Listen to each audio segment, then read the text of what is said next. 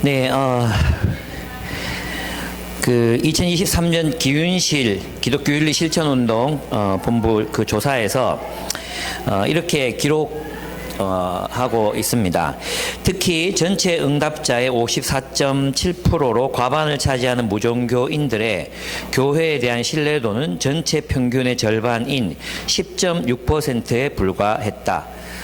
그러니까 교회 안 다니는 사람들 중에 교회의 윤리적인 그런 삶에 대해서 신뢰하는 것이 54.7%, 개신교인들 신뢰한다. 54.7%, 미안합니다. 10.6%가 10명 중에 1명만 우리를 이제 신뢰하고 있는 것으로 나타났고요. 그리고 개신교인들 중에서조차 3분의 1이 넘는 37.0%가 신뢰하지 않는다고 응답한 것도 중요하게 인식해야 할 부분이다. 이렇게 쓰고 있습니다. 우리도 우리를 못 믿는데 세상 사람들이 우리를 믿기를 바라는 게 되게 어렵겠죠. 뭐 이렇게 된 데는 뭐 여러 가지 요인들이 있을 것 같습니다. 뭐 언론의 영향도 있고 드라마나 가요나 여러 가지 미디어의 영향도 분명히 있는 것 같고 그렇기는 합니다. 그러나 이제 분명한 사실은 사람들이 이제 우리의 윤리적인 그런 수준을 높게 보지 않는다는 것이죠. 그렇게 크게 기대하지를 않는다는 것입니다.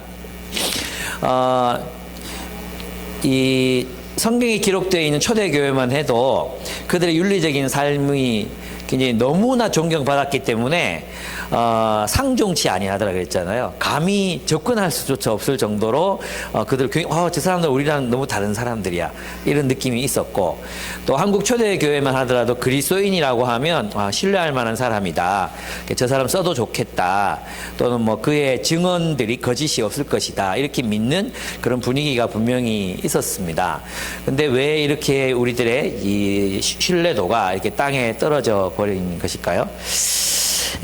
그래서 우리는 이제 초대교회는 그러면 어떻게 해서 높은 윤리적 삶, 여기서 본문에도 나오는 스데반과 같은 사람들, 스데반 집사였잖아요, 집사. 사도도 아니었어요, 그죠? 근데 이제 뒤에 보면 또 빌립이라는 사람도 나오잖아요. 이런 사람들이 보여줬던 그 높은 윤리적 수준, 또 초대교회 성도들이 자신의 가진 것들을 함께 나누는 그런 정말 상상하기 어려운 그런 높은 윤리적 삶을 그들 어떻게 살아갈 수 있었을까? 오늘 한국교회는 그러면 우리는 어떻게 이런 높은 윤리적 수준의 삶을 살아가는 사람들 길러낼 수 있는가? 이것이 이제 오늘 이렇게 이 사도행전 6장을 통해서 좀 같이 살펴봤으면 좋겠다고 생각했던 이야기입니다. 초대교회에 무엇이 스데반과 같은 사람을 배출할 수 있었을까요?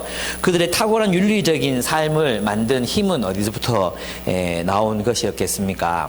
여러분, 어떤 사람들이 이제 윤리적으로 살아가려면, 즉 선하고 올바른 삶을 살아가는 데는 세 가지가 필요하다고 해요. 이것은 이제 근대주의에 대해서 반대하는 건데, 근대주의는 이성으로 옳다고 이제 파악된 진리를 따라서 열심히 불가능하지만 열심히 혼자 개인이 파악한 그 진리를 따라 열심히 살아가야 된다 이렇게 보잖아요. 거기에서는 사람들의 윤리적인 삶을 기대할 수 없다는 것입니다. 그래서 근대 이후에 여러분 생각해 보시면 현대인들의 윤리적 수준이 어떻습니까? 윤리라고 말하기 부끄러울 정도로 이제 굉장히 나빠졌잖아요. 그죠? 상황이 나빠졌잖아요. 이런 것들을 보면, 그러면 이제, 성경에서 뭐라고 말하나, 또 기독교는 뭐라고 말하나, 스탠리 하우어스는 사람들이 윤리적인 삶을 훈련하고 또 선한 삶을 살기 위해서 세 가지가 필요하다고 이야기합니다. 첫째는 뭐냐 하면, 정체성이라는 것입니다. 정체성. 김희준이 쓴 스탠리 하우어스 읽기라는 책에서 김희준은 이렇게 쓰고 있습니다. 사람은 자신이 누구인지 알고 그렇다면 어떻게 그 정체성에 따라 살아야 하는지를 안 후에야 특정한 규칙들과 의무들을 따를 수 있다. 이렇게 말합니다. 무슨 말이겠습니까? 내가 내 정체성을 알면 거기서 윤리적인 삶이 나온다는 거예요. 예를 들어 내가 결혼을 했어. 그리고 자녀를 낳았어. 내가 아버지야. 그러면 아버지로서의 정체성을 가진 사람들은 어떻게 살겠어요? 그죠? 아버지로서 정체성을 가진 사람들은 아버지답게 가정을 책임지고 어떻게든 자신의 하고 싶은 것들 이런 것들도 또 희생하고 그래서 어떻게든 가족을 행복하게 하려고 애를 쓰겠죠. 그죠? 근데 결혼했는데 아버지로서의 정체성이 없어. 어떻게 살겠어요? 책임 안 지겠죠. 그죠? 책임 안 지게 자기 하고 싶은 거 하면서 살겠죠.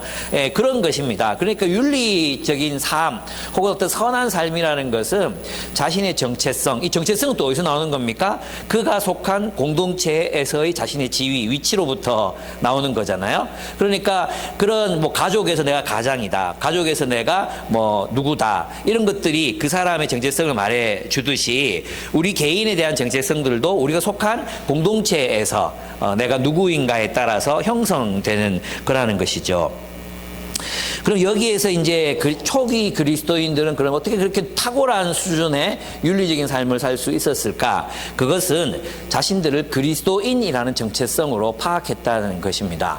여러분 이제 우리는 이제 이 그리스도인이라는 말이 지금 우리가 쓰고 있는 그리스도인이라는 말하고 초대 교회가 그리스도인이라는 말을 썼던 것하고 그 사용 예가 달라요. 다르다는 거 알아야 돼요. 오늘날 우리들은 교회 다니면 그리스도인이라고 부르잖아요. 그죠? 그냥 개신교회를 다니면 우리 다 그리스도인 이렇게 한단 말이야. 근데 초대교회에서 그리스도인이라는 정체성은 정치적인 용어였어요. 어떤 뜻이냐 하면 예수가 왕이라는 고백, 예수가 왕이시기 때문에 그 왕의 통치를 따라 살아가는 백성의 한 사람으로 자신을 인식했다는 것, 이게 그리스도인이라는 말의 의미거든요. 그 예수님의 통치를 따라 사는, 예수님을 왕으로 모시고 그 왕의 통치를 따라 살아가는 사람, 한 사람, 그 공동체 구성원의 한 사람으로 인식한 것이 바로 그리스도인이라는 말이었어요.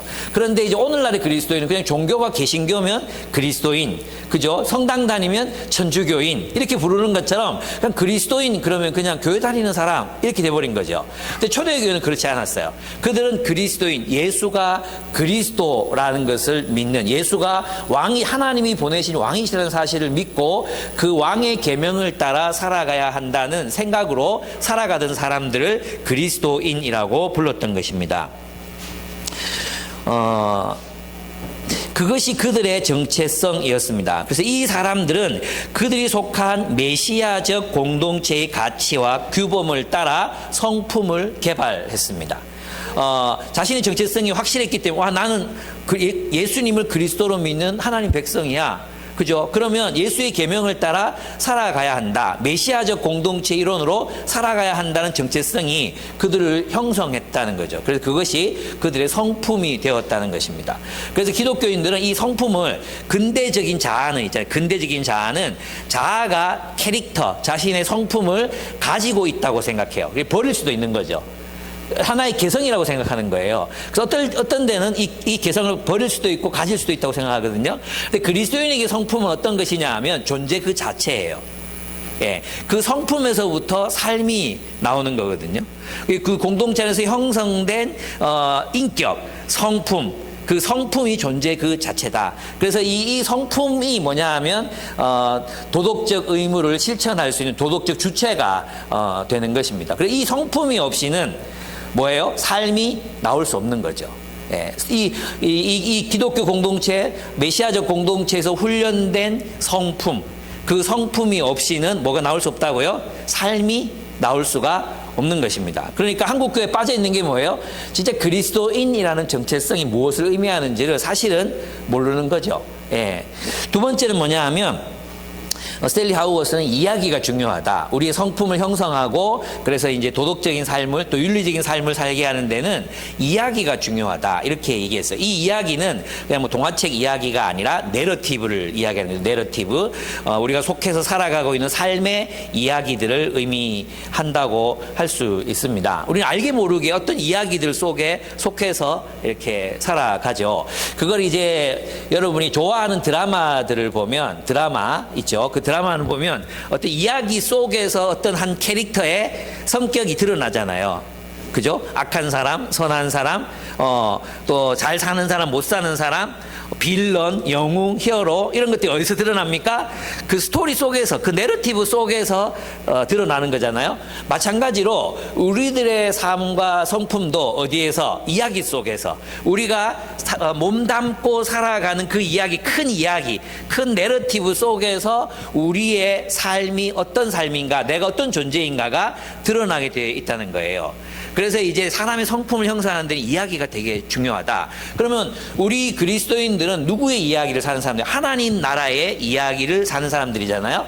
초대교회는 그 맥락 속에서 하나님 나라의 내러티브라는 맥락 속에서 자신이 누구인가, 어떻게 살아야 하는가를 생각했어요. 무슨 말이냐 하면 그들은 이렇게 생각한 거예요.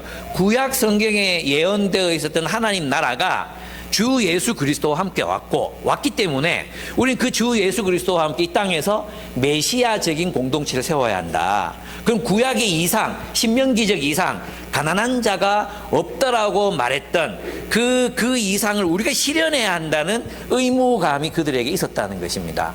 어떤 뜻인지 이해되죠? 우리는 하나님 예언의 성취다. 우리가 그 성취다. 우리가 그 실현이다. 이렇게 믿었단 말이에요. 그래서 거기에서 그 말씀, 하나님의 계명에 따라 가난한 자가 없는 공동체를 세우기 위해서 그들은 가진 것들을 나누었다는 거죠. 무엇에 따라서요? 하나님 나라 이야기에 따라서. 그럼 우리들의 삶도 이제 하나님 나라 이야기에 따라서 우리들의 삶의 이야기가 그 큰 하나님 나라 이야기 속에 우리의 삶의 이야기, 작은 삶의 이야기들이 거기에 들어가서 우리가 때로는 어떤 사람들은 빌런이 되고 어떤 사람들은 영웅이 되고 어떤 사람들은 주인공이 되고 그렇게 해서 삶의 이야기들을 함께 만들어가는 이야기 속에서 우리의 삶이 나오게 되어 있다. 이런 것입니다. 그러니까 세 번째는 뭐냐 하면 종말론적 비전이라고 할 수 있습니다. 비전. 근대인들은 이제 최고선이 뭔가, 자기가 이제 무엇이 진리인가를 선택하는 거죠. 자기가 무엇이 진리인가를 결정하고 스스로 결정한 진리를 따라 살아가는 삶을 원했단 말이에요. 그래서 개인주의적인 어떤 진리관, 또 개인주의적인 윤리관이라고 할 수 있죠. 그런데 있잖아요. 우리들 가운데도 이렇게 생각하는 사람들이 굉장히 많아요. 내가 그냥 착하게 살면 된다. 착하게 살면 되지. 이런 생각들이 다 거기에서 나온 생각들이거든요.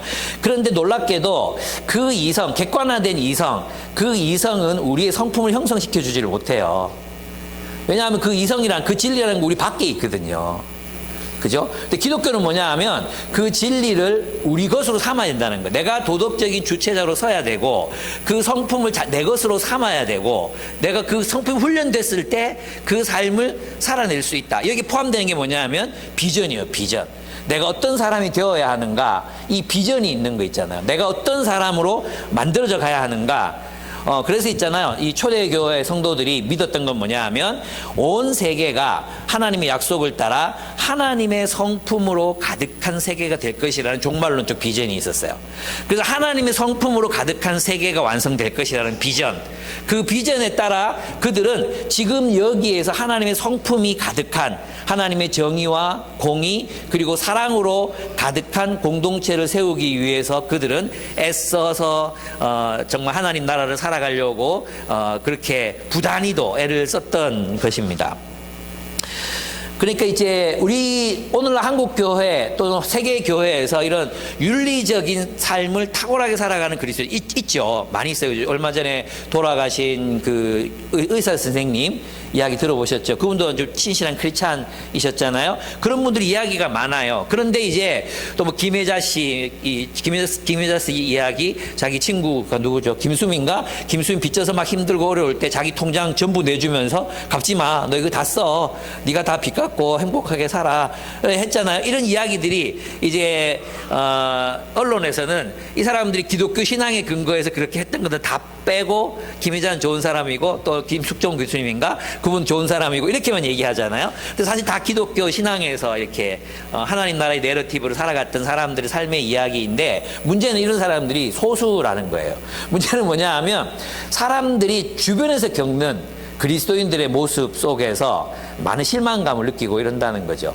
예, 뭐, 주변에 이제 이 공사 이런 거 한 번씩 이렇게 맡으신 분들 오잖아요. 왜냐면 교회를 안 한대. 왜 안 왔냐고 물어보면, 뭐, 장로랑 일하다가 돈 띄었다. 뭐 이런 이야기. 교회 공사에서 뭐 이렇게 또 뭐 잘렸다. 이게 뺏겼다. 뭐 이런 얘기들을 다 한 가지씩 이야기는 다 갖고 있는 거예요. 그러니까 이제 신뢰도가 떨어지는 게 그런 거죠. 그러니까 왜 우리는 이 기독교인의 삶이 윤리가 없어도 구원받는, 행함이 없어도 구원받는 있잖아요. 윤리 없이도 그냥 하나님 은혜로 구원받는다고 자꾸 배워와가지고 삶이 없어진 거예요. 삶이. 우리가 살아가고 몸담고 살아가는 내러티브, 또 공동체, 그 공동체에서 우리는 어떤 인격이 분명히 어떤 이야기를 가진 공동체 속에서 우리의 성품이 형성될 건데, 그럼 우리가 맺고 있는 그 성품의 열매는 어디서부터 열매 맺어진 것인가 생각해 봐야 되는 거예요. 정말 하나님 나라 이야기 속에서 하나님의 말씀을 통해서 형성된 인격과 삶의 열매가 아니라 어디에서? 세상에서 형성된 성품을 그대로 가지고 와서 그대로 세상 속에서도 살고 교회에 와서도 살고 이런 사람들이 너무 많다는 것입니다. 그래서 여러분 기억해야 되는 게 뭐냐 하면 정말로 우리가 이 땅에서 하나님의 빛과 소금이 되는 그런 사람들을 길러내려면 이 세 가지가 반드시 필요하다. 우리의 정체성을 말해줄 수 있는 공동체, 하나님의 내러티브를 살아가는 그런 공동체, 종말론적 비전을 따라 살아가는 공동체, 이 공동체를 신실하게 우리가 하나님의 말씀을 따라 살아가게 될 때 우리 안에서 그 하나님의 뜻을 행할 수 있는 윤리적인 힘, 성품, 저절로 행할 수 있는 아비투스. 여러분 아비투스란 말 들어보셨죠? 우리 그때 왜 인내의 발효, 초대교회와 인내의 발효에서 들었잖아요. 아비투스, 제2의 본성. 내 천성은 그렇지 않아. 내 천성은 게을러 빠졌고 또 이기적이고 막 이렇지만 훈련된 본성. 그래서 내가 오랫동안 이 공동체와 함께 훈련해 왔기 때문에 가지게 된 저절로 행하게 되는 그 아비투스. 그것을 가진 사람들을 길러내는 공동체가 바로 초대교회였다는 거죠. 거기서 나온 사람이 스데반, 빌립 같은 사람들이 나왔다는 것입니다. 그러니까 오늘날 우리는 그런 사람들을 길러내는 교회가 되어야 한다는 거예요. 교회가 그런 의미에서 보면 하나님 나라 이야기를 살아가는 사람들이 함께 삶을 나누고 이야기를 나누고 섞이고 이렇게 하지 않고는 결코 그리스도인다운 암만 수련회 가가지고 세상의 빛과 소금이다 아무리 해도 그런 사람들이 나타나는 것은 불가능하다. 왜? 예배만 드리고 집에 가고 수련회만 하고 집에 가고, 요즘 수련회도 있잖아요. 큰 수련회 가보면 소그룹이 없어요.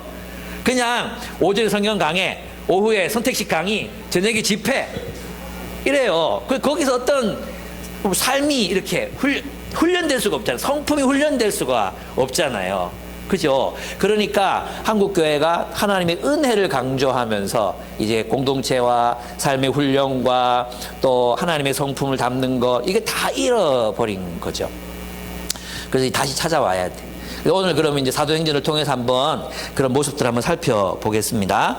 제가 이제 세 가지 얘기했죠. 저기 꼭 기억해야 돼요. 첫째 뭐라고? 정체성. 두 번째, 내가 까먹었다. 이야기, 내러티브. 세 번째, 비전. 이것이 우리를 형성한다. 옳은 것을 안다고 살 수 있는 게 아니다. 자꾸 다 안다 하지 마라. 얘기했죠? 자꾸 다 안다고 말하지 마라. 안다고 살 수 있는 게 아니다. 내가 진리가 무엇인지 안다고 살아갈 수 없다. 성품이 돼야 돼, 성품이. 예. 그래서 이제 우리가 그런 삶을 살아갔으면 좋겠어요. 그래 이제 한번 보겠습니다. 그런데 이 하나님 나라는 있잖아요. 그들이 이런 윤리적인 삶을 살아갔던 이유가 뭐냐 하면, 내가 하고 싶은 얘기가 뭐냐 하면, 이 사람들은 자기를 뭐라고 인식했다고요? 하나님 나라로 인식했다는 거예요. 자신들은 메시아께서 오셔서 세우신 하나님 나라다. 우리는 하나님 나라다. 이렇게 생각했다는 거예요. 그죠? 그 믿음이 그들을 그렇게 살게 만들었잖아요. 그런데 그 하나님의 나라라는 것, 천국이라는 것은 저 하늘 어디에선가 그 초월적으로 이 땅의 현실과 상관없는 곳에서 세워진 나라가 아니란 말이에요. 그죠? 그들이 생각했던 하나님 나라는 여기서는 뭐 다 살다 그냥 죽으면 가겠지, 완전한 데가 있지, 이렇게 믿은 게 아니었단 말이에요. 그들은 뭐라고 생각했어요? 이 땅에서 그들이 주님과 함께 성령을 통해서 주님과 함께 이 땅에서 하나님 나라를 세워야 된다. 이렇게 생각했다는 거예요. 그럼 하나님 나라는 어떻게 다가오는 거죠? 이 땅에 현실로 출현해야 되는 거죠. 그죠? 현실로 출현했어. 그래서 이제 이 교회가 아직 많이 성장하지 않았을 때, 3,000명이 예수 믿고 이랬을 때는 서로 막 어떻게 해서 자기 집에 초대해서 사람들 먹이고 재우고 그리고 같이 삶을 공유하고 이렇게 살았어요. 그죠? 잘 살았어요. 멋있었잖아요. 근데 어떤 일이 발생했느냐? 6장 1절. 이 시기에 제자들이 점점 불어났다. 개역개정에 보면 제자가 더 많아졌는데, 그다음 헬라파 유대인들이 이렇게 얘기돼 있죠.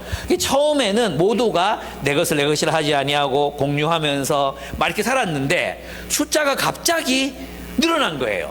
숫자가 갑자기 늘어났어요. 그러면 사도들의 입장에서 상황 파악이 되지 않은 거죠. 예루살렘 교회에서 이제 솔로몬 행각에서 예수를 믿었던 사람들 중에 이제 유대말을 쓰는 사람들이 대부분이었다고, 처음에 대부분이었다고 한번 생각을 해보면 나중에 그리스도인이 된 사람들이라든지 또 유대인이니까 유대인들의 상황이 파악이 되잖아요. 근데 이 헬라파 유대인들은 이 그리스 여러 지역에서 살다가 이 사람이 태어난 곳은 그리스 로마의 여러 지역들이란 말이에요. 거기서 살다가 1세기에 메시아 대망 사상이 폭발적으로 일어났어요.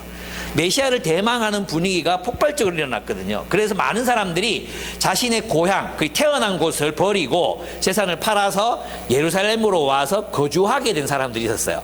그들이 누구냐면 바로 헬라파 유대인들이었어요. 헬라파 유대인. 그 헬라파 유대인들이 이제 예수를 믿어서 헬라파 그리스도인이 된 거예요. 이들의 상황은 바깥에 있었기 때문에 어쩌면 이 예루살렘 교회 사도들은 유대인들의 유대인, 순수 유대인들이잖아요. 그러니까 이 상황이 파악이 잘 안 된 거예요. 숫자가 갑자기 늘어났고 했거든요. 그래서 이 파악이 안 됐던 것 같아요. 고의적으로 그러진 않았을 것 같아요. 고의적으로. 왜냐하면 앞부분에서 이제 유무상통했던 삶을 보면 일부러 했다 이런 건 아니었던 것 같거든요. 근데 여기서 이제 한두 번이 아니고 계속해서 누락이 되니까 구제에서 헬라파 그리스도인 과부들의 이름이 자꾸 누락이 되고 못 받는 일이 생기니까 어떤 불평이 터져 나옵니까? 그리스 말을 하는 유대 사람들이 히브리 말을 하는 유대 사람들에게 불평을 터뜨렸다. 그것은 자기네 과부들이 날마다 구워 음식을 나누어 받는 일에 소홀히 여김을 받기 때문이었다. 어떨 때는 줬다가 어떨 때는 못 줬다가 이런 일들이 막 일어나니까 불평이 터져 나온 거예요. 어떤 불평이었겠어요? 생각해, 어떤 불평이었겠어요? 이게 하나님 나라가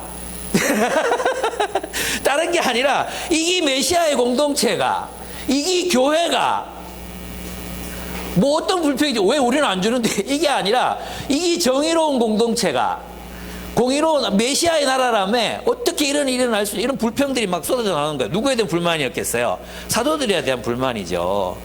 무슨 뜻인지 아시겠죠? 이런 불만들이 막 튀어나오기 시작했습니다.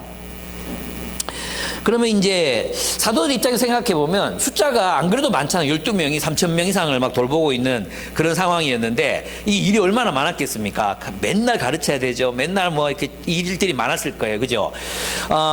그런데 숫자가 더 늘어났잖아. 업무가 과중됐어요. 그죠? 그러면 이제 우리들은 어떤 생각할 수 있습니까? 우리가 사도들이라면 어떤 생각했겠어요? 이제 우리는 마음이 선하니까, 그래. 더 열심히 일하자. 더 열심히 이 문제를 해결하기 위해서 쫓아다니자. 이렇게 결정할 수도 있고, 뭐라 해서 안 넣어? 하면서 막 이렇게 또 윽박지를 수도 있고, 뭐 여러 가지 반응들이 있을 수 있잖아요. 그리고 이때 사도들이 받았던 감정은 뭘까요? 와, 이것도 이해 못 해주나. 뭐 이런 여러 가지 감정들이 생겼을 수도 있을 것 같아요. 이러면 안 되지. 뭐 이러면서 있잖아요. 근데 이제 사도들의 입장은 뭐냐 하면 감정이 치우치지 않고 뭘 합니까? 대책을 세웁니다. 그죠? 근데 여기서 중요한 게 있어요. 초대교회가 스스로 하나님 나라 공동체, 하나님 나라를 닮은, 하나님이 통치하시는 공동체가 되기 위해서 뭘 하느냐는 거예요. 우리는 있잖아요. 이런 거 있죠. 순수하다 이러면 조직이 없는 상태. 조직이 없는 상태. 구조가 없는 상태. 그죠? 그냥 순수하게 사람들이 서로를 막 사랑하는 상태. 그걸 순수하다고 생각하거든요. 저는 그런 얘기도 들어봤어요. 진짜 초대교회는 조직도 없고 구조도 없고 모두가 서로를 사랑했어. 여기 우리 교회 구조도 없고 아무것도 없다고 생각해. 숲도 없고 뭐 소그룹도 없고 아무것도 없다고 생각해봐. 여러분이 서로를 사랑하겠습니까? 그죠? 이게 없어지면 우리 교회는 숲이라는 게 있어서 다른 숲 사람들을 모른다. 숲이 없으면 너희끼리도 몰라. 숲 사람들끼리도 몰라. 우리는 있잖아요. 구조, 조직 이러면 무조건 거부감을 가지는 거든요. 근데 생각해 보십시오. 그들은 하나님 나라가 되기 위해서 결정했던 게 뭐냐 하면, 하나님 나라가 된다는 건 이 땅이 현실 속에서 하나님 나라가 되는 거잖아요. 그건 뭐냐 하면 바디를 가진다는 뜻이에요. 바디를. 우리 몸이 순수하게 영혼이 아니잖아. 우리가 영혼이 아니잖아. 김유복 영혼이 아니잖아. 몸을 가졌잖아, 몸. 그것처럼 우리가 하나님 나라를 이 땅의 현실 속에서 실현하기 위해서는 뭐가 필요해요? 바디가 필요한 거예요. 바디. 구조. 그 구조가, 그러면 문제는 뭐냐 하면 구조가 다 나쁘다 이게 아니에요. 조직이 다 나쁘다, 조직화되면 안 돼 이게 아니라 어떤 조직이 이 시대에 가장 하나님 나라를 표현해낼 수 있는가. 그죠? 여러분 있잖아요. 이게 굉장히, 근데 이 본문을 보면 유동적이에요. 그 이전에는 이런 조직이 거의 없어 보였잖아. 그죠? 근데 각 가정에서 사람들이 막 서로를 돌보고 막 이렇게 했단 말이에요. 맞죠? 그래서 사람 숫자가 늘어났어. 이제 필요해진 게 뭐라고요? 바디, 구조. 어떻게, 어떤 구조로 하나님 나라를 우리가 실현해야 될 것인가. 이 고민들이 사도들에게 있었던 것입니다. 그래서 있잖아. 문제는 초대교회는 이런 식으로 집사들을 세워서 헬라파 사람들, 헬라파 유대인들을 돌보라고 그들을 리더로 세우고 그리고 자원을 떼줬어요. 여러분, 이거는 이제 사도들이 재정권을 떼줬다는 거예요. 바나바가 밥 팔아서 가져왔죠. 아나니아와 삽비라가 또 가져왔죠. 많은 사람들이 사도들의 발 앞에 자기 팔아놓은 재산을 모아놨잖아요. 근데 이 재정권을 누구에게 줬다는 거예요? 헬라파 집사들에게 다 나눠줬다는 거예요. 그러니까 이들은 그런 의미에서 있잖아요. 우리가 이 땅에서 그들은 하나님의 나라를 이렇게 이렇게 구조를 만들어서 실현하려고 했어. 오늘날 우리는 어떻게 되겠어요? 마찬가지예요. 오늘날 우리도 있잖아요. 이 구조가 하나님의 나라를 실현하는데 방해가 되고 있지는 않는가? 우리의 교회 구조가. 이걸 생각해 봐야 돼. 그래서 항상 변해가야 되는 거죠. 지금 사도 바울, 이 사도들의 공동체, 예루살렘 공동체는 처음 공동체와는 다르게 어떤 변화가 일어났죠. 그 변화가 뭐예요? 숫자가 확 늘어난 거예요. 그리고 헬라파 유대인들의 숫자가 눈에 띄게 늘어난 거예요. 거기다 이 니골라라는 사람 있잖아요. 그리스 사람. 순수 그리스 사람. 그리스 사람도 예수를 막 믿는 상황이 막 생겨난 거죠. 그러면 옛날의 유대 회당식의 구조로는 이 하나님 나라를 실현할 수가 없겠구나. 그러면 그것을 우리가 정말 이 불평 없이 정말 모든 사람들이 고루고루 가난한 자들을 돌볼 수 있는 구조를 만들자. 스트럭처를 만들자, 바디를 만들자. 이게 사도들이 결정했던 내용이었어요. 그래서 레슬리 뉴비긴이 강조하는 게 뭐예요? 교회의 구조. 그냥 이런 구조가 아니라 교회가 정말 하나님 나라를 실현할 수 있는 구조인가를, 몸인가를 생각해야 된다는 거죠. 이건 시대마다 달라지거든요. 공동체 상황마다 달라지는 거거든요. 공동체 구성원에 따라서 달라지는 거거든요. 무슨 뜻인지 이해되죠? 그래서 우리는 항상 변해갈 수밖에 없어요. 옛날에는 중세가 변하는데 1000년이 걸렸잖아요. 중세 교회 구조가 바뀌는데 1000년이 걸렸죠. 1000년이. 그죠? 오늘날에는 막 바뀌어요. 상황이 막 바뀐단 말이에요. 옛날처럼 하면 안 돼요. 이 대표적인 게 뭐냐 하면 이제 30, 40대 이제 교회를 개척하시는 목회자들이 있어요. 근데 어떤 한 분이 어떤 한 가정교회에 참여했다가 느낀 소감을 저에게 말해줬어요. 모인 사람이 이제 목사님, 그 다음에 부인, 딸, 그리고 초청받은 사람 한 사람이 있었대요. 4사람이 있었대요. 근데 목사님이 그들 앞에서 설교를 하시는데 마치 1000명 앞에서 설교하시는 것처럼 그 앞에서 으아! 뭐 이렇게 설교했다는 거예요. 어떻게 생각하십니까? 뭐 4사람이 모였으면 4사람에게 맞는 방식이 있을 거 아니에요. 그죠? 어떤 그렇게 말해요. 많은 사람들이 설교를 잘하면 또 막 이런 있죠. 우리 지방에 있던 한 분 예, 우리 지방에 있는 한 목사님도 저 불러가지고 요새 젊은이가 모이려면 밴드가 좋아야 된다. 밴드가 막 그러더니 막 보여주시는 거예요. 그러면서 뭐 지금 막 뜨는 원유경 목사 뭐 이런 사람도 있고 1년에 2000명 모이고 막 이런 데가 있거든요. 근데 막 보여주면서 있잖아요. 와, 이 정도 팀이 있어야 젊은이들이 모이는데 이렇게 얘기하시는 거예요. 근데 있잖아요. 현실을 보면 30, 40대가 나가서 교회를 개척하면 5년 정도 열심히 개척하면 한 10명 모입니다. 10명. 10년 정도 열심히 일하면 20명, 30명 모입니다. 지금. 예. 그리고 있잖아요. 한 50명 모아놓으면 대박입니다. 무슨 뜻인지 아시겠습니까? 그럼 이 사람들에게 필요한 자질은 설교를 탁월하게 하는 메신저가 되는 게 아니라 뭐예요? 사람들 한 사람 한 사람을 잘 케어하고 소통하고 소그룹을 잘 만들어서 이 사람들과 함께 하나님 나라를 세워가는 자질이 더 중요하겠죠. 예? 그 새신자 한 명 앉혀놓고 1000명한테 설교하듯이 하면 이 새신자가 얼마나 부담을 느끼겠습니까? 어떤 뜻이 이해됩니까? 구조는 변한다는 것입니다. 우리가 생각해야 될 것, 그럼 우리는 이 지금의 현실 속에서, 이 한국교회라는 현실 속에서 어떻게 하나님 나라를 구현하기 위한 구조를 만들어 갈 것인가. 지금 우리 교회가 열심히 고민하고 있는 게 뭡니까? 다음 세대들. 지금 있잖아요. 주일학교 모델 있죠. 주일학교. 주일학교 모델이 왜 생긴지 아십니까? 이 미국에 생겼거든요. 산업혁명 시대, 영국, 미국 이때 산업혁명이 지나가고 나서 막 그럴 때 애들이 공장에 간다고 이 빈민지역, 가난한 지역 학교를 못 갔어요. 그래가지고 아이들이 다 문맹인 거야. 교육을 시킬 수가 없어. 그래서 교회에서 시작한 게 뭐였냐면 주일학교였어요. 주일학교. 근데 그 모델이 지금 들어와 있는 거 지금 한국 교회에.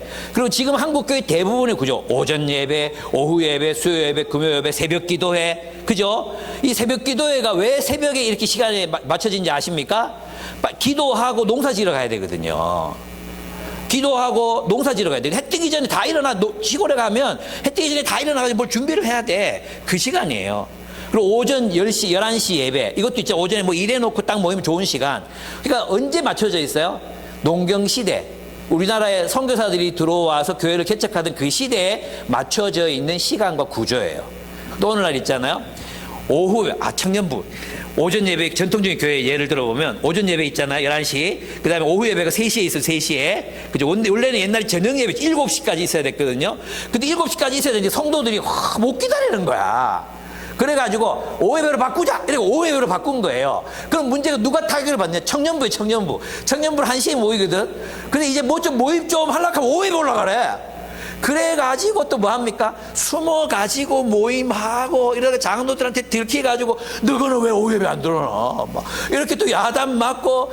지금도 이어지고 있는 게 지금도. 언제적 구조예요 이게? 언제적 구조? 60년대 70년대 구조란 말이에요. 지금 젊은이들, MZ들 전부 생각이 바뀌고 문화가 바뀌었잖아요. 모두 바뀌어야 돼요. 구조도 바뀌어야 되는 거죠. 근데 우리 교회에서도 이제 계속해서 구조를 바꿔왔어요. 그죠? 근데 지금 이제 정말 중요한 시기에 도달해 있어요. 그게 뭐냐 하면 이 청소년들이 크고 있다는 거예요. 그동안에는 유치, 초등 저학년까지는 우리가 그냥 주일날, 원래 부모가 다 모든 교육을 하면 되니까 주중에 부모님들이, 지금 우리 부모님들 진짜 대단해요. 주중에 애들 앉혀놓고 BSM 하거든요. 같이. 앉아놓고 같이 BSM 해요. 예, 그런 부모님들 대부분이거든요. 정말 자기는 BSM 안 해도 자식들 어떻게 BSM 시키려고 하고 막 이러는 게 우리 교회 문화예요. 니는 왜 안 하나? 자기는 안 하면서 니는 왜 안 하나? 왜 해야지? 이렇게 한단 말이에요. 근데 그게 이제 초등학교 저학년까지는 돼요. 근데 5학년 되잖아요. 초등학교 5학년 되잖아요. 그럼 너 교회 가기 싫어? 뭐 이래? 안 가? 왜 내가 가야 되는데? 이게 개인주의. 학교에서 배운 그 근대 이후에 개인주의를 습득하는 거죠. 내 신앙은 내가 가지는 거야. 막 이렇게 막 이제 하면 이제 열은 나는데 어떻게 설득해야 할지 모르겠고 막 화가 나잖아요. 근데 얘들이 부모를 떠나서 자신의 신앙을 가지고 자신들의 공동체를 세워가야 되는 나이가 된 거예요, 이제. 예. 그럼 이 아이들을 위한 공동체를 세워줘야 되잖아요. 그걸 이제 리더 모임에 가가지고 60명 넘는 사람들이 하루 종일 그것만 의논했어요. 답이 잘 안 나오죠.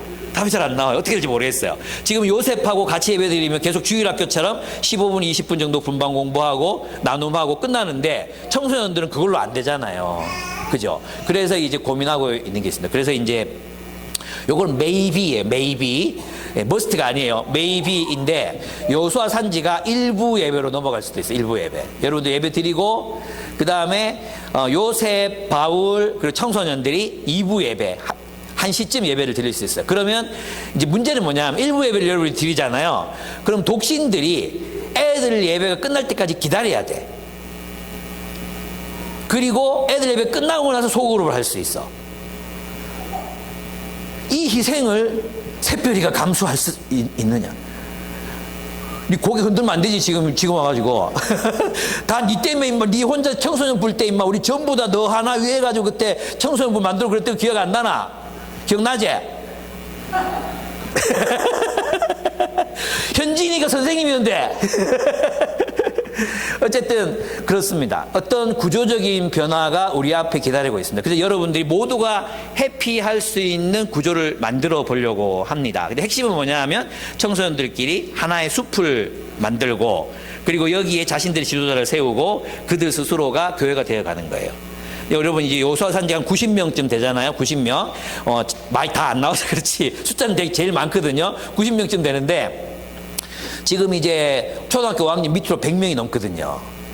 그럼 이 아이들이 다음 세대의 우리와 다른 형태의 모습으로 교회가 되어가는 것을 보는 게 어떤 구조로 이 아이들을 하나님 나라로, 또 이 아이들만의 공동체가 아니라 전체와 연결된 교회로 어떻게 세워갈 것인가, 이게 이제 우리가 풀어가야 되는 숙제입니다. 그래서 함께 고민합시다. 이거 리더들하고 같이 공유했는데 이제 멤버들도 다 함께 공유하면서 좋은 아이디어가 있으면 좀 내주셨으면 좋겠어요. 그래서 우리들 안에 있잖아요.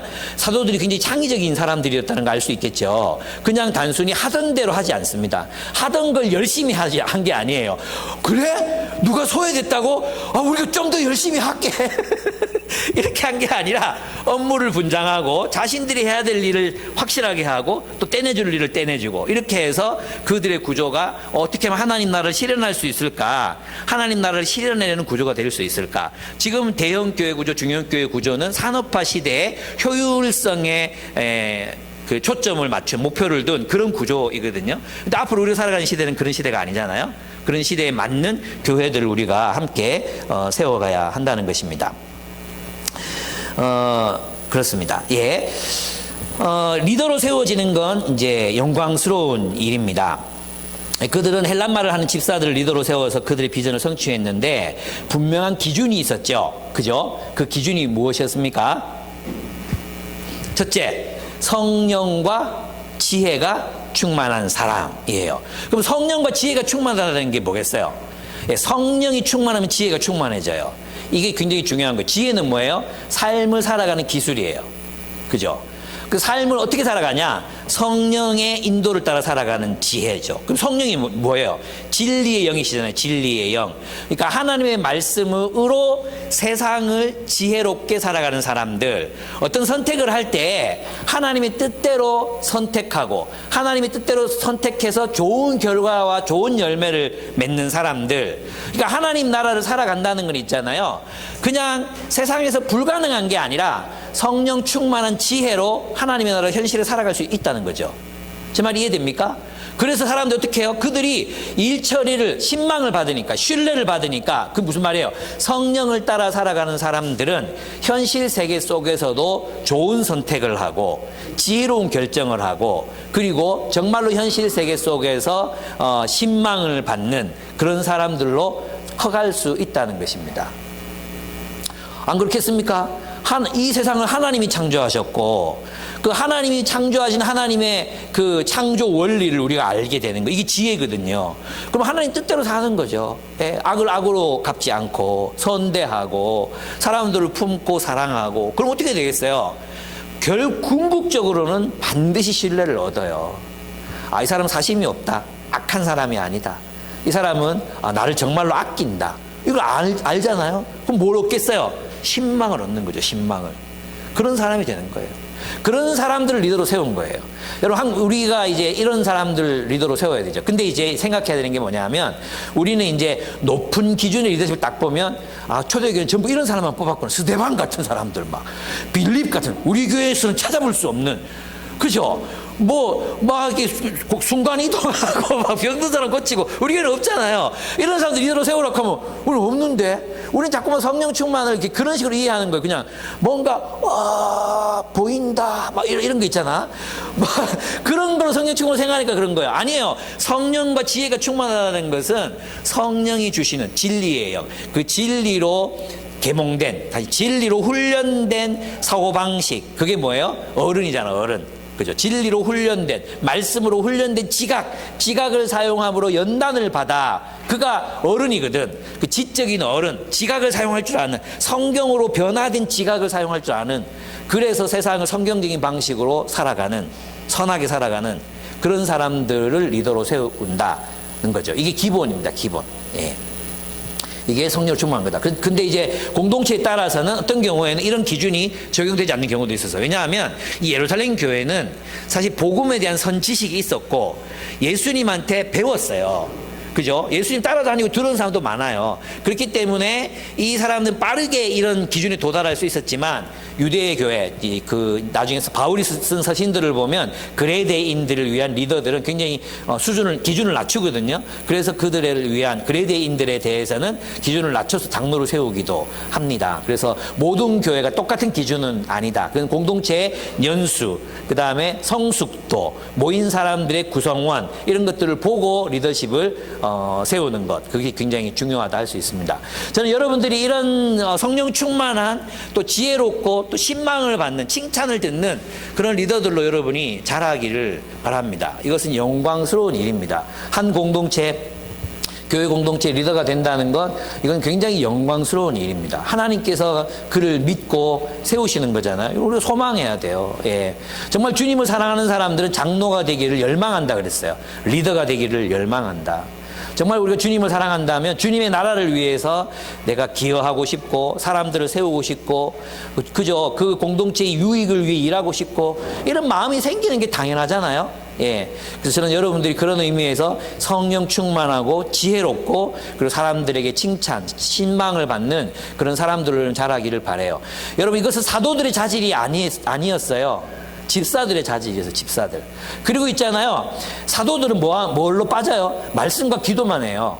근데 이제 스데반 곧 나오잖아요. 스데반 뭐예요? 말씀과 기도와 선교와 구제와 순교까지 해요.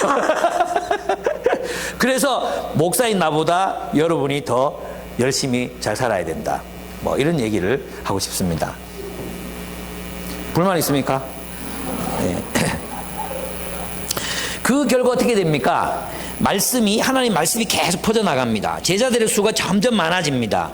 심지어 제사장들 가운데서도 이 믿음에, 이 도에 순종하는, 이 도에 합류하는 사람들이 많았다고 전해지고 있습니다. 그러니까 이 초대교회의 선교는 결국 무엇을 만들어내는 데 초점이 있었습니까? 말씀을 따라 사는 제자들을 길러내는 데 그 초점이 있었습니다. 근데 이게 굉장히 중요합니다. 우리의 선교가 가끔씩 이제 미셔널 처치 또는 뭐 하나님의 선교 이런 얘기들 하잖아요. 하나님의 선교나 미셔널 처치가 개념이 잘못된 건 아니에요. 좋은 거예요. 근데 문제가 뭐냐 하면, 하나님의 선교를 이야기하면서 이제 흐름이 두 개로 갈라지거든요. 여러분, 갈라지는데, 하나는 뭐냐 하면 교회 없는 하나님의 선교. 그래서 현존, 그리스도인의 현존을 말해요. 하나님이 일하시는 곳에서 하나님이 하시는 일을 대행하는 삶. 그래서 있잖아요, 여기에는 꼭 복음 전도와 제자 삼는 일이 포함되지 않아요. 그냥 뭐 영어 가르치는 거, 선교에서 영어를 가르치는 거, 구제하는 거, 뭐 이런 일들이 여기 다 포함되는 거예요. 그럼 여기 빠지는 게 뭐예요? 이 하나님의 선교론을 따라가면 뭐가 약화돼요? 교회가 약화되죠. 결국에는 이 일을 할 사람들조차 없어져요. 교회가 세워지지 않으면 이런 일, 그러니까 영어 가르치고 이런 일 하는 사람들조차 없어지는 거예요. 그래서 레슬리 뉴비기는 교회론을 강조해요. 레슬리 뉴비기는 하나님은 여전히 교회를 통해서 하나님의 선교를 수행하신다, 이게 레슬리 뉴비기거든요. 이 주장을 하다가 WCC에서 쫓겨나요. 예. 우리는 어디 있느냐? 우리는 레슬리 뉴비기 전통에 있죠. 그래서 있잖아요, 이 본문, 이 사도행전에 보십시오. 빵을 나누는 것, 그거 선교였잖아요. 빵을 나누는 것, 구제하는 것, 그죠? 또 하나 뭐예요? 말씀을 가르치는 것 중에 오늘 본문을 보면 7절, 하나님의 말씀이 계속 퍼져나가서 예루살렘에 있는 제자들의 수가 부쩍 늘어가고, 즉 말씀의 통치에 순종하는 사람들, 하나님의 말씀의 통치에 순종하는 제자들이 계속 늘어났다. 이것이 목표였다. 이게 중요한 거죠. 그래서 제가 이제 한 젊은 목사님하고 이야기하는데, 이분은 이제 마을에서 마을 사역을 하는 분이에요. 마을 사역이라고 해주고, 어쨌든 마을에서 열심히 마을을 섬기고 마을 사람들과 소통하고 마을의 또 번영, 또 마을의 안전을 위해서 막 열심히 일하시거든요. 그렇게 하신 지 10년이 지났어요. 10년. 제가 물었어요. 그러면서 이제 제도권 교회 뭐 참 비판하고 그러시는 거예요. 뭐 저도 제도권 교회 그렇게 좋아하진 않지만 이 얘기하시는 거예요. 그래서 제가 물었거든요. 목사님 사역을 통해서 누가 회심했고 누가 제자가 됐냐. 성경을 보면 분명히 하나님의 백성들을 만들어내는 게 선교의 목적인데 하나님의 통치가 실현된다는 건 하나님의 말씀을 진리로 받고 그 말씀을 따라 살아가는 사람들이 나타난다는 건데 지금 다들 목사님 사랑하고 기독교에 대한 이미지가 바뀌고 있지만 목사님 때문에 누가 예수를 믿고 제자가 됐냐. 그게 없으면 선교가 일어나지 않고 있는 거거든요. 그래서 제가 이거 얘기하시더라고. 자기가 관심이 있는 사람들이 생기고 있다고. 그럼 그 사람 붙들어라고. 말씀을 가르치라고. 그리고 목사님의 방법대로 목사님이 하고 싶으면 설교 안 해도 된다. 그럼 하나님 말씀을 어떻게든 함께 나누고 그들을 제자로 예수의 제자로 삼아라. 그게 우리에게도 일어나야 되는 일이라는 거죠. 여러분도 마찬가지입니다. 이제 스데반이 나중에 복음을 전할 때 보면은 단순히 삶으로 복음을 전한 게 아니었잖아요. 어떻게 했습니까? 말로 예수가 그리스도이심을 입증했잖아요. 그 결과 미움도 받고 막 그랬잖아요. 어쨌든 우리들 삶에 그런 하나님의 복음을 선포하고 또 때로 논쟁도 하고 또 우리들의 삶을 전시도 하고 또 그들이 실패할 수밖에 없는 지점들을 지적하기도 하고 그렇게 해서 복음이 편만하게 선포될 수 있도록 해야 한다는 것입니다.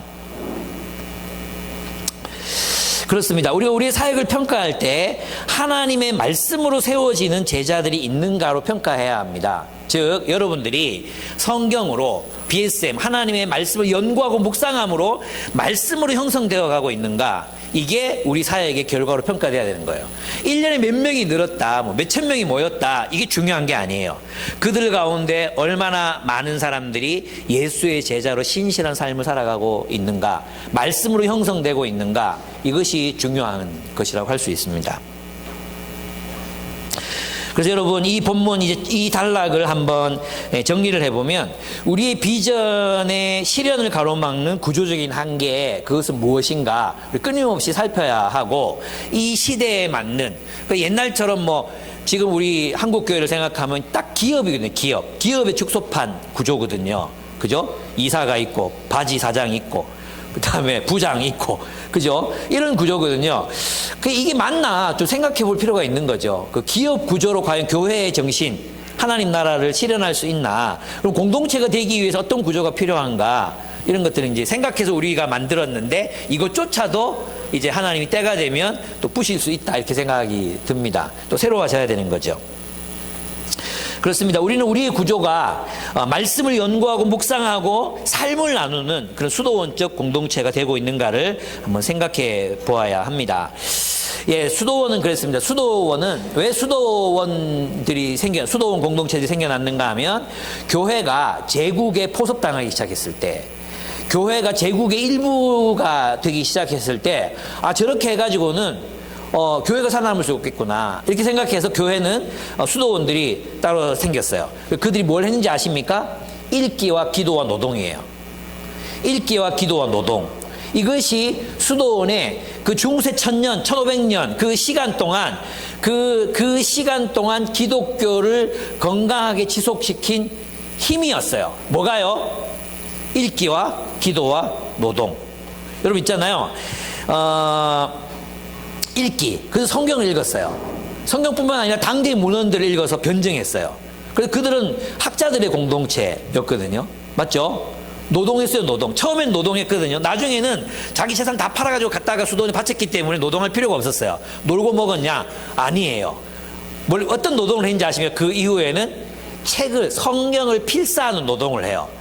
우리 같으면 제가 이제 사인 200권 하는데 그 한 페이지 200페이지밖에 200페이지도 안 되잖아요. 사인 200권 하는데 8시간 걸렸거든요. 8시간. 나중에 정신이 몽롱해져가지고 성을 착각을 한 거야. 그래서 있잖아요. 이명호라고 써야 되는데 김명호라고 쓴 거야. 김명호. 그래가지고 처음에 화이트로 지워가지고 이명호 쓰고, 우리 집에 있어요. 우리 집에 했다가 그냥 새 책 주자. 이게 5권이야. 5권. 내가 뭔가 잘못 써가지고 바꿔준 게 이게 5만 원이 5만 원치. 그냥 화이트로 써서 지워줄까? 근데 있잖아요. 이 당시에 이 신구약 성경 한 권을 양피지에 쓰려면 소가죽이 500장 이상이 500마리 이상의 소가 들어가는 거예요. 그거를 잘라가지고 화학 처리를 해가지고 다 손으로 써. 이게 보통 중노동이 아니에요. 무슨 말인지 아시겠죠? 바로 그런 읽기, 그들에게 읽기는 꼭 기도였어요. 기도문을 읽고 성경을 읽고 묵상하고 관상하고, 그리고 우리가 그런 수도원적인 삶을 지금 우리가 일상에서 우리 함께 살아야 된다는 거죠. 그래야 이 제국에 포섭당한 자본주의라는 제국, 돈이 지배하는 이 제국에 포섭당한 교회들에서 프로 처치, 파라가 아니라 프로 처치, 정말 원형적인 교회, 혹은 모델이라기보다도 뭐랄까 정말 성경대로 살아가는 그런 교회, 그런 삶을 살아가는 교회들이 많아질 필요가 있습니다. 제가 얘기했죠. 그래 BSM 하기 싫으면 여기 옆에 시민당 가면 된다고. 시민당 가시면 돼요. 말씀 BSM 하셔야 돼요, 여러분. 말씀이 편만해지는 것, 하나님 나라가 편만해지는 거예요. 말씀 없이는 하나님 나라가 세워질 수 없어요. 예, 말씀. 깊은 하나님 말씀의 묵상, 설교만으로 안 돼요. 제가 얘기했죠. 제가 여기 여러분이 딱 나가서 좀 문 열고 나갈 때 제가 오늘 설교 내용이 뭐냐 물어보면 여기 95% 다 까먹고 잊어버려요. 아닐 것 같죠. 내가 이따 해볼게요. 예. 근데 있잖아요. 자기가 스스로 연구한 내용에 대해서 기억해요. 자, 깨달았기 때문에. 여러분 연구했는데 내가 여러분에게 가르치잖아요. 그리고 여러분 또 속으로 해서 나누잖아요. 그거 새겨지는 거지. 이게 새겨지는 거예요. 그래야 우리가 겨우 하나님 나라를 살아낼 수 있는 역량이 생깁니다. 그렇습니다. 그래서 그들은 하나님 말씀 가르치는 데 최선을 다했고 집사들을 세워서 결국은 가난한 자가 없는 하나님 나라의 비전을 성취하는 구조를 이제 세우게 됩니다. 그리고 또 나중에 변하면 또 바꿔야죠. 그죠? 그런 게 뭔가 좀 생각해 볼 필요가 있고요. 마지막인데 교회가 이렇게 변화가 있습니다. 그러니까 교회가 성장하면서 일어나는 변화들이 있어요. 그죠? 그거 대처해야 돼. 또 하나는 뭐냐 하면 교회라는 새로운 사회가 세상으로 도래했잖아. 교회라는 새로운 사회가 세상으로 도래했기 때문에 이 교회가 일으키는 지각 변동이 있는 거예요. 왜냐하면 이 교회는 세상을 따라 살지 않거든. 세상을 따라 살지 않기 때문에 세상을 거슬러 가기 때문에 어떻게 해요? 이 교회로 말미암는 지각 변동이 생기는 거죠. 얼음 깰 때 어떻게 합니까? 얼음 깰 때 이게 정이 이 쇠꼬챙이가 얼음에 쫙 들어가면 그냥 콱 박히는 게 아니라 어떤 일이 일어납니까? 얼음이 쫙 깨지잖아요. 그것처럼 이 교회의 복음, 이 하나님의 나라가 세상에 들어와서 세상에 빡 들어오면 세상이 지각 변동을 일으킬 수밖에 없는 거예요. 쩍쩍 갈라진 일들이 생길 수밖에 없는 거예요. 여러분 있잖아요. 이 허다한 제사장의 무리가 이 도에 합류하니라 그랬죠. 이게 무슨 뜻인지 아십니까? 성전에 제사 드리는 놈들이 사라지고 있다는 거예요. 성전에서 제사를 드려야 성전 지배체제가 유지가 되는데 이 제사장들이 막 거기를 떠나는 거야. 이게 틀렸다 이제.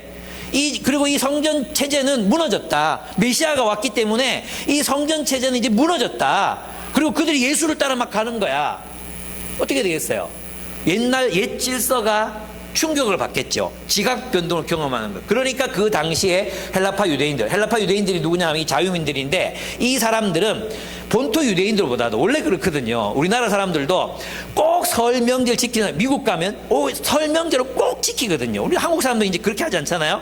근데 외국에 가면 더 한국적이 되고 더 애국 시민이 돼. 한국 사람 별로 그렇게 생각 안 하는데 외국 나가면 우리 조국 이 불타잖아요. 그런 사람들이 예루살렘에 돌아와서 하나의 공동체를 이룬 거예요. 얼마나 높은 유대적 기준이 있었겠어요.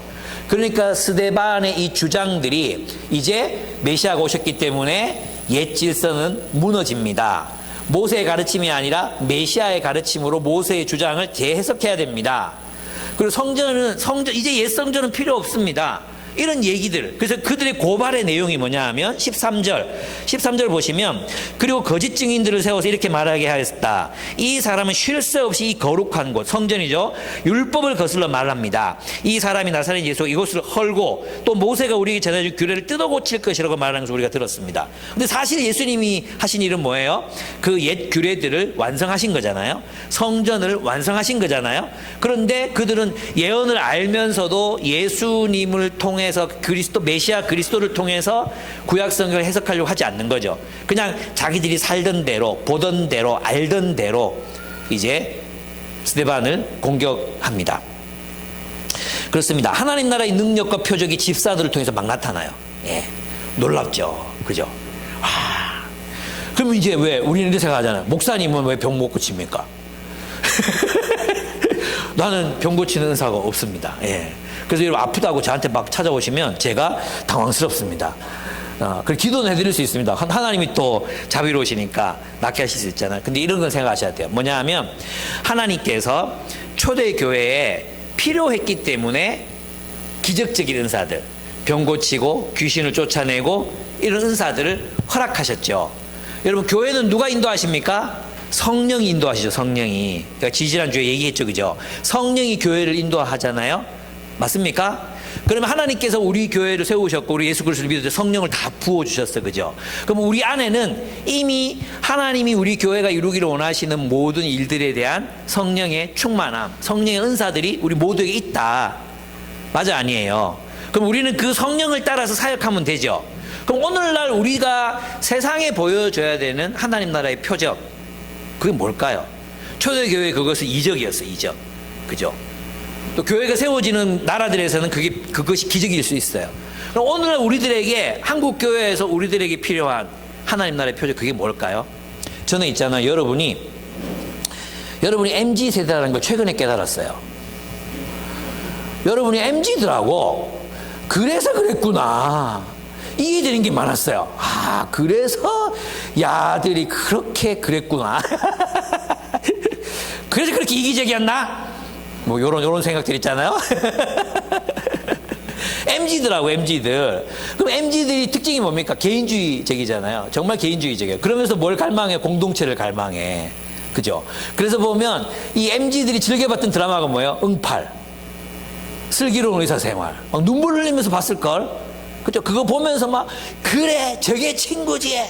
그러면서 혼자 껌껌하게 TV 틀어놓고 라면 부사 먹으면서 혼자, 저게 친구지. 이랬단 말이야. 맞죠? 그런데 그들이 그런 공동체를 갈망하면서도 뭐가 없는 거예요? 상호 책임, 상호 의존, 자신의 삶을 노출하는 것, 자신의 공간을 개방하는 것, 사람들과 연결되는 것, 의존하는 것, 못하는 거예요. 그리고 혼자서 살아갈 수밖에 없는, 동경하지만 결코 이룰 수 없는 목표, 동경하고 있지만 결코 성취할 수 없는 목표를 위해서 사는 거죠. 오늘날 우리가 정말 성령이 충만한 교회라면 하나님께서 우리들에게 이 세상 MZ들 앞에서 우리가 나타내 보여야 되는 하나님 나라의 표적이 뭐겠어요? 하나됨, 함께 사는 거, 코이노니아. 여러분 성령이 오시고 나서 그들이 뭐 했어요? 코이노니아를 나눴죠. 그죠? 각자 도생으로 살아가던 사람들이 코이노니아. 이 본문에도 보면 그들이 무엇을 하려고 합니까? 편하기는 사도들의 공동체인 유대인들만 딱 데리고 교회하면 돼요. 유대인말을 쓰는 유대인 공동체, 야 헬란말 너희끼리 따로 해라. 너 시끄럽다. 너희끼리 여기 누구지 한 명 세워줄 테니까 따로 해. 그래도 되잖아. 돼요 안 돼요? 되죠. 근데 그들 애써서 어떻게 했습니까? 헬란말을 쓰는 유대인, 유단말을 쓰는 유대인, 갈등이 있었지만 그들을 하나로 만들려고 했었죠. 그들 안에 뭐가 일어나도록 각자 도생이 아니라 각자 소견에 오를 대로가 아니라 하나됨, 코이노니아, 나눔, 교제, 함께 사는 삶. 저는 그것이 오늘날 우리가 보여줘야 하는 표적이라고 생각합니다. 그래서 있잖아요. 저는 이제 여러분들을 보면 제가 여러분을 보고 왜 MG라고 생각을 못했을까? 왜 그걸 최근에 깨달았을까? 이게 생각해 보니까 그래도 우리는 함께 하려고 하는 것 같아요. 그죠? 함께 하려고 하고 찾아가고 같이 밥 먹고 함께 놀고 이런 공동체를 세우려고 했었잖아요. 여러분 성령이 우리 안에 강하게 우리가 성령의 인도를 따라 산다면 우리는 각자 도생의 삶을 청산해야 됩니다. 여러분 예배 드리려고 교회 오는 게 아니에요. 그냥 말씀 들으려고 교회 오는 게 아니에요. 말씀대로 사는 게 뭐죠?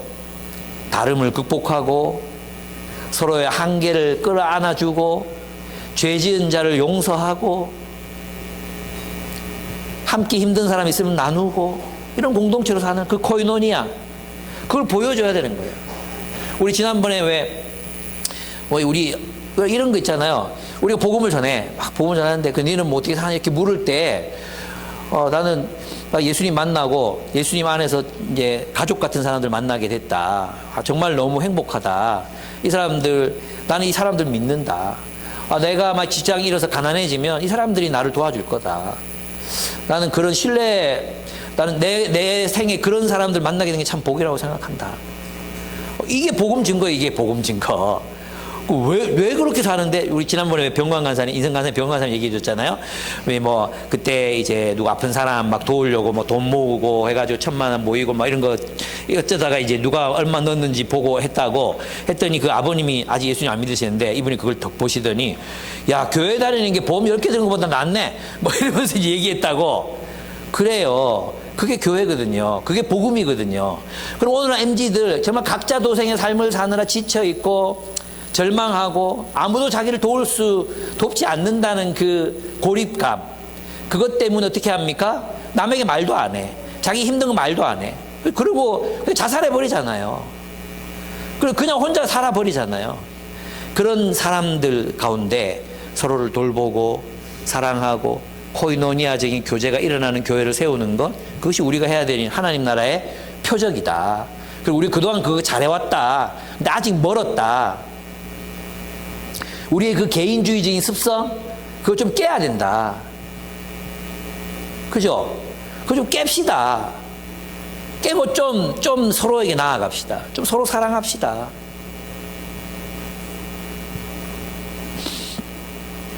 두 번째는 뭡니까? 두 번째는 세계관의 충돌과 논쟁이 일어났습니다. 이는 복음으로 말미암는 충돌이었습니다. 때때로 우리는 이런 충돌과 논쟁을 피할 수 없습니다.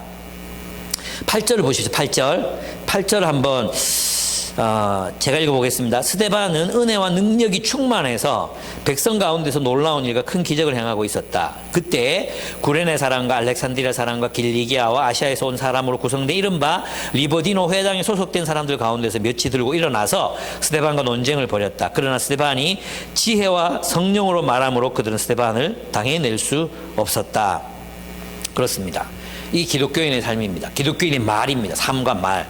우리 삶과 말이 사람들의 이 세상에서 무언가 옳다고 믿고 살아가는 사람들의 삶의 지각 변동을 일으키고 있는가? 스데반은 그들이 옳다고 믿었던 그 자유민들, 리버디노 회당 사람들의 삶으로 들어가서 그들의 삶의 지각 변동을 일으켰어요. 이 교회는 예루살렘 교회가 예루살렘 성전이 지배하던 그 체제에 균열을 일으켰어요.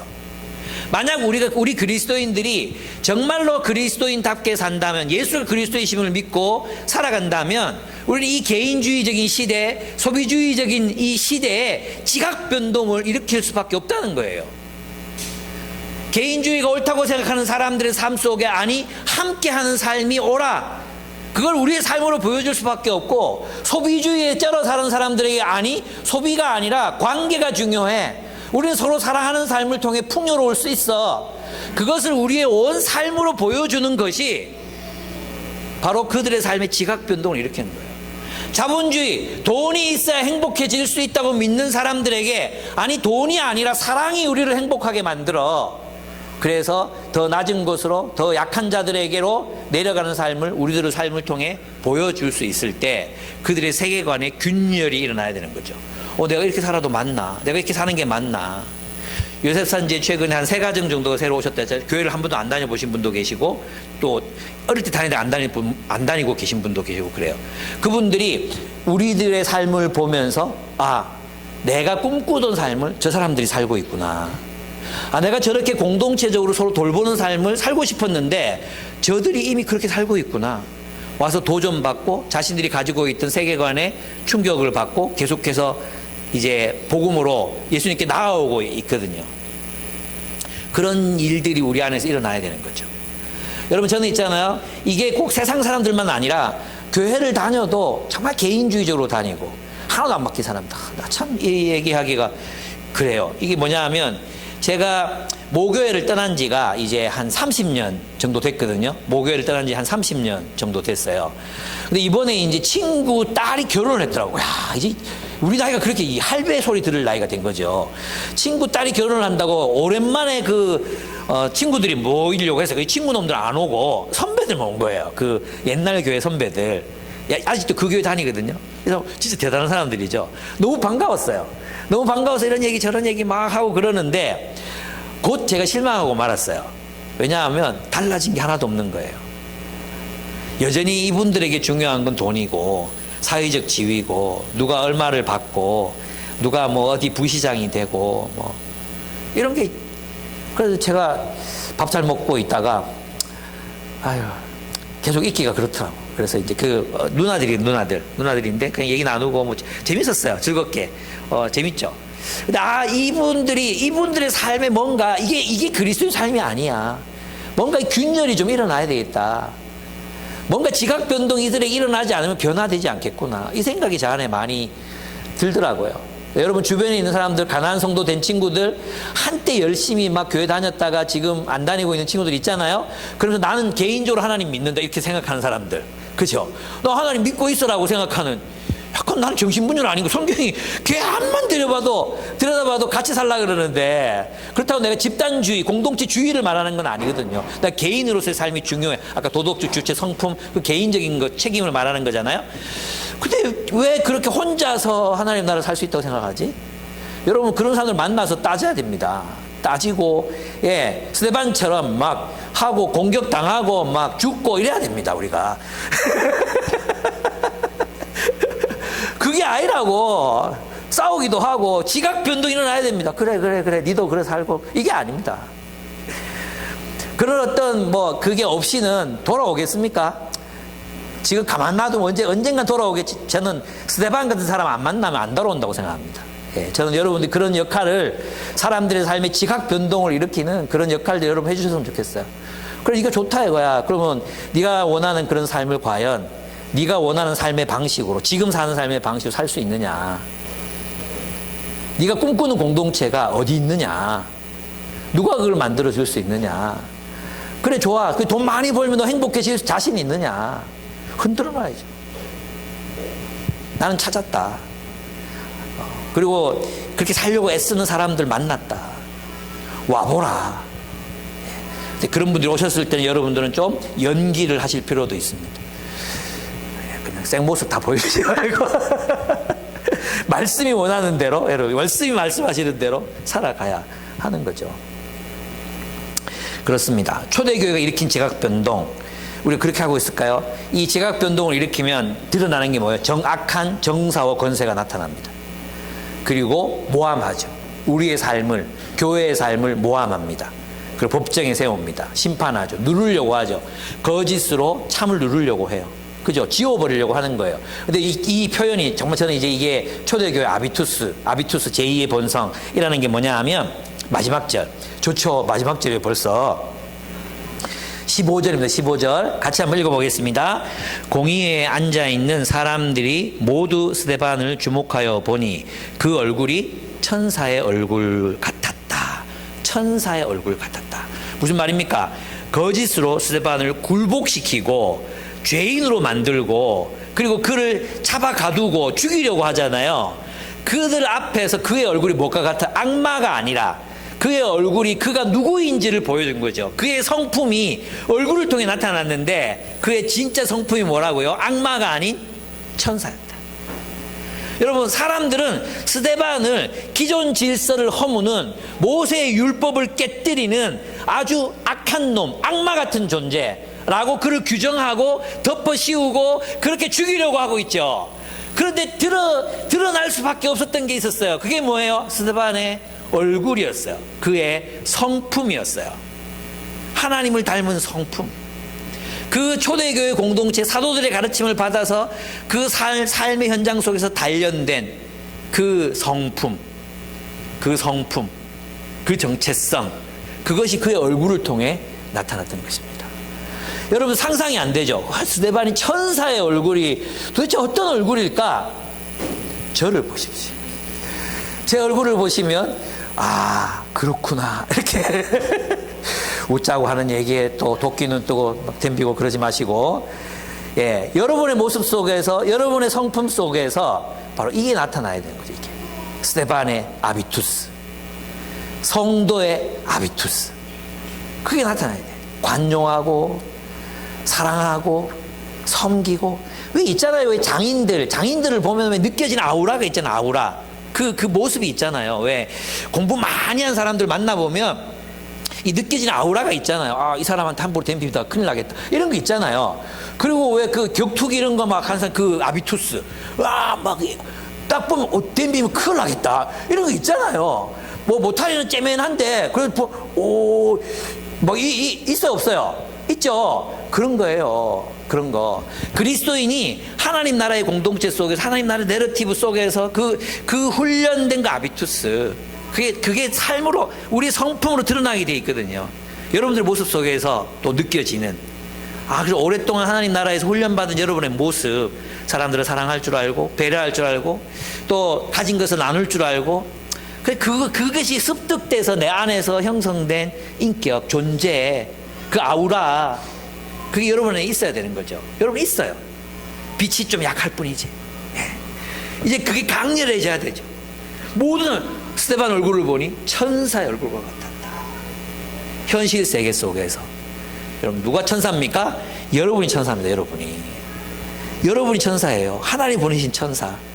악의 세력이 결코 지울 수 없는 성품, 악의 세력이 결코 꺼뜨릴 수 없는 광채, 어둠이 결코 정복할 수 없는 영광. 그게 바로 우리 그리스도인들이 세상에서 발해야 하는 빛인 거예요. 빛으로 삽시다 이렇게 빛이 되는 게 아니고 오랫동안의 훈련과 오랫동안의 한 길 가는 순례자로서의 순종, 한 방향으로의 순종과 또 이런 반복되는 훈련, 끊임없이 우리를 배신하는 사람들을 끊임없이 사랑하고 끊임없이 거역하는 사람들을 사랑하고 끊임없이 죄를 짓는 사람들을 용납하고 포용하고 끊임없이 이기적인 사람들을 품고 사랑하고 이래서 나타나는 그 아우라, 저의 표정에서 느낄 수 있는 이 아우라, 이런 것들을 우리가 함께 배워가자. 천성이 아닙니다. 제2의 본성을 우리가 가질 수 있습니다. 여러분 웃어보십시오. 근위 천사님 너무 아름답습니다. 여러분의 모습이 너무 아름답습니다. 그런 교회, 스데반 같은 사람을 길러내는 그런 교회 세워갔으면 좋겠습니다. 우리 함께 기도하겠습니다. 두 가지 함께 기도했으면 좋겠습니다. 하나, 우리에게 당면한 과제가 있습니다. 우리의 구조를 또 어떻게 우리 다음 세대들이 하나님 나라로 세워질 수 있는 구조로 그냥 주일학교가 아니라 그들 스스로 주체가 되어 하나님 나라 공동체로 살아갈 수 있는 그런 구조적인 변화를, 하나님 나라를 실현해낼 수 있는 구조를 어떻게 만들어갈 것인가, 그 고민 하나, 그 하나님 좀 답을 우리 공동체에 주십시오. 우리 함께 해결해 가게 해 주십시오. 그런 기도를 드렸으면 좋겠습니다. 두 번째는 우리 스데반 같은 사람들을 알아볼 수 있는, 사람들 그랬잖아요. 자기 수준에 맞는 지도자를 선택한다 그러잖아요. 근데 초대교회를 보면 참 대단한 게 이런 사람 알아봤다는 거잖아요. 이런 사람을 알아보고 세울 수 있었다는 거잖아요. 우리에게도 그런 안목이 있었으면 좋겠어요. 정말 하나님 말씀으로 훈련된 사람들이 리더로 세워지게 해달라고 기도했으면 좋겠어요. 또 제가 경험하기로는 하나님이 세우시지 않은 사람, 그 아나니아와 삽비라 같은 사람이 초대교회에 있었잖아요. 하나님이 결국은 드러내시잖아. 그것처럼 우리 교회에서도 그렇게 하나님이 드러내시는 것 같아요. 그가 하나님의 사람이 아니었다면 하나님이 드러내시고, 그래서 하나님의 사람들로 우리 교회가 이렇게 세워져 가고 그랬으면 좋겠습니다. 여러분의 모습 속에서도 스데반과 같은 아비투스가 나타나기를, 이 세상 공의회, 법정이 꺼뜨릴 수 없는 영광, 그리스도의 영광이 여러분에게서 나타나기를 그렇게 함께 기도했으면 좋겠습니다. 기도하겠습니다.